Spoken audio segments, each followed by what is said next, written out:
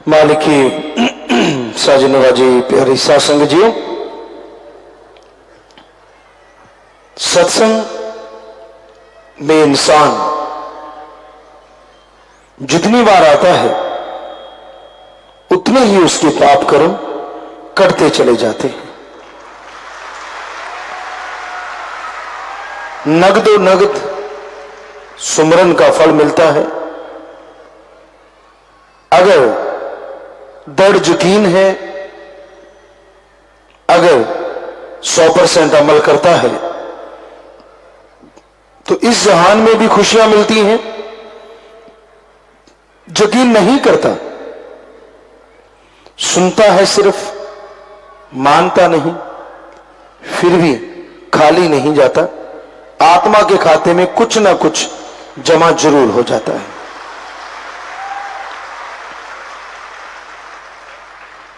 इसलिए सत्संग में आना बहुत जरूरी है।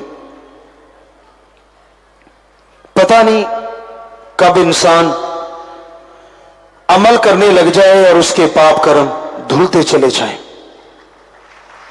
पता नहीं कौन सा शब्द उसकी जिंदगी का रास्ता बदल दे और वो परमानंद की प्राप्ति कर ले। क्योंकि फकीर अपनी बनाई बात नहीं कहते, वो तो उस भगवान परमपिता परमात्मा की बात को आगे सबके सामने रखते हैं, शेयर करते हैं। तो जरूरी है सत्संग सुनो और अमल करो। गधा पचीसी होती है, वो सत्संग कम सुनते हैं, पछंडे ज्यादा मारते हैं।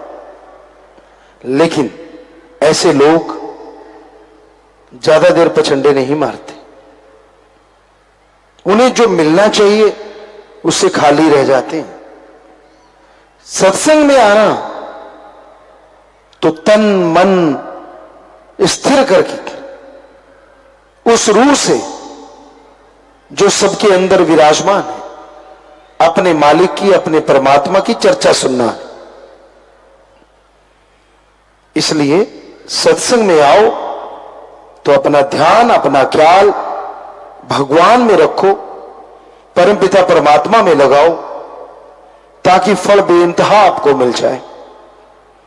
आप रोजाना सुनते हैं सत्संग में जब लोगों के पत्र पढ़े जाते हैं और उन पत्र में वो बताते हैं कि कैसे कैंसर उड़ गया, कैसे भयानक बीमारियां उड़ गई, कैसे जिंदगी में सफलता मिली, कैसे वो सफलता के घोड़े पे सवार होके कभी साइकिल पे नहीं चढ़ते थे, आज हवा में उड़ार हो गई।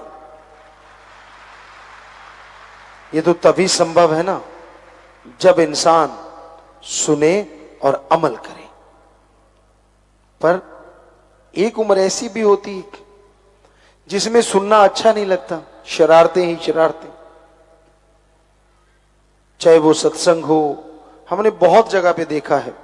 तभी परमपिता ने शायद ये वचन बनाए हैं, गधा पच्चीसी उम्र जोर जवानी का।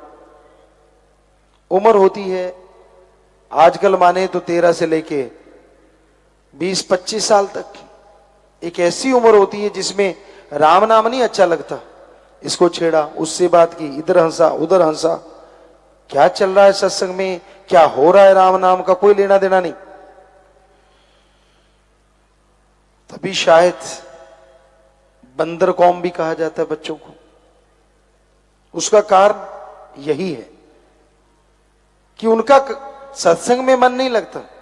गप मारना, इधर उधर की बातें करना, इधर उधर की चर्चा करनी, इधर देख लिया उधर देख लिया, ये कर लिया वो कर लिया। तो इससे अच्छा है घर में विराजो, गली में घूमते रहो। क्योंकि सत्संग में आके जब बैठते हो आप उस परमपिता परमात्मा की निगाह में हो। और कहीं ऐसा ना हो कुछ ऐसा वैसा आप कर बैठो और फिर सारी जिंदगी भरते रहो। तो बहुत लाजमी है सत्संग में बैठ के सिर्फ और सिर्फ भगवान की चर्चा सुनो, भगवान की चर्चा करो। उसके अलावा अपने मन के अधीन कभी ना चलो। क्योंकि जो मन के अधीन चलते हैं वो मन के गुलाम हो जाते हैं और दुखी रहते हैं। तो सत्संग में बहुत कुछ मिलता है, पर मिलता उनको है जो दृढ़ यकीन रखते हैं, पूरे ध्यान से सुनते हैं और अमल करते हैं। क्योंकि बिन अमलों के आलमा इल्मन कम में सारे, कितना भी अमल करो जब तक सुनते नहीं अमल का फायदा नहीं, और कितना भी सुन लो जब तक अमल नहीं करते कोई फायदा नहीं। दोनों बातें अति जरूरी हैं। सुनो, अमल करो, तो जिंदगी की आदर्श की प्राप्ति का बीमा हो जाता है। यानी जीते जी खुशियां और मरणोपरांत आत्मा मालिक की गोद में बैठ के निज धाम सचखंड सतलोक का नामी जरूर जाती है। तो भाई, आप सत्संग सुनते हो तो अमल करा करो, और सत्संग सुनने जरूर आया करो। क्योंकि सत्संग में कई बार बैठने से ही कर्म कट जाते हैं, और दिल लगा के बैठो, ध्यान से बैठो और अमल कर लो, तो जन्मों जन्मों की खुशियां इसी जन्म में हासिल होनी शुरू हो जाती हैं, और जन्मों जन्मों के पाप कटने शुरू हो जाते हैं। तो इसलिए बेहद जरूरी है कि आप ईश्वर की भक्ति किया करो, सत्संग सुना करो, बुरा संग कभी ना किया करो, क्योंकि संग का रंग लाजमी चढ़ता है। सारा दिन गप मारना, सारा दिन झूठ बोलना,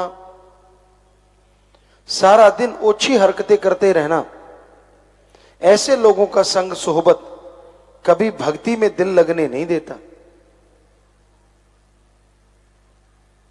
तो हमेशा याद रखो, संग ऐसे लोगों का ही करो जो मालिक से जोड़ने का काम करें। उन लोगों की सोहबत कभी ना करो जो मालिक से दूर करने की कोशिश करें। और सत्संग में तो उस भगवान की चर्चा होती है जो कण कण में, जर्रे जर्रे में विराजमान है। सत्संग में आने से असफलता सफलता में बदल जाती है। सत्संग में आने से, दिल लगा के सुनने से और अमल करने से हारी बाजी लोग जीत जाया करते हैं। सत्संग इंसान को उत्साहित करता है, सत्संग इंसान को आत्मबल देता है, सत्संग इंसान को नया जीवन देता है। पर बात वहीं आती है जो सुन के अमल करते हैं, वरना तो भाषण है।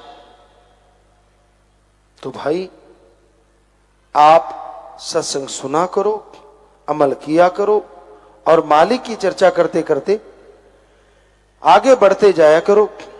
किसी की परवाह ना करो कोई आपको क्या कहता है, क्योंकि आप जानते हैं आप कुछ गलत कर्म नहीं कर रहे, क्योंकि आपको पता है आप अच्छे नेक कर्मों में आगे बढ़ रहे हैं। तो फिर किसी की परवाह क्यों किसी की बात को सुनना? कौन क्या कहता है, कौन क्या बात करता है, उसकी परवाह ना करके आप अपने एम राम को पाना, उसकी सृष्टि की सेवा करना, आत्मिक शांति हासिल करना, आत्मबल हासिल करना, इस एम की तरफ लगातार बढ़ते जाया करो। और ये तभी संभव है जब सुन के अमल करोगे। जब तक सुनते नहीं, अमल करते नहीं, खुशियां हासिल नहीं होती। तो ध्यान से सुनो और अमल करो, यकीनन आपकी झोलियां उसकी दया में रहमत से एक ना एक दिन जरूर माला माल होंगी, एक ना एक दिन खचाखच भर जाएंगी। तो धन धन सतगुरु तेरा ही आशा सभी साथ संगत जी से निवेदन है कि मेरा चैनल जरूर सब्सक्राइब करें जी। धन धन सतगुरु तेरा ही आसरा।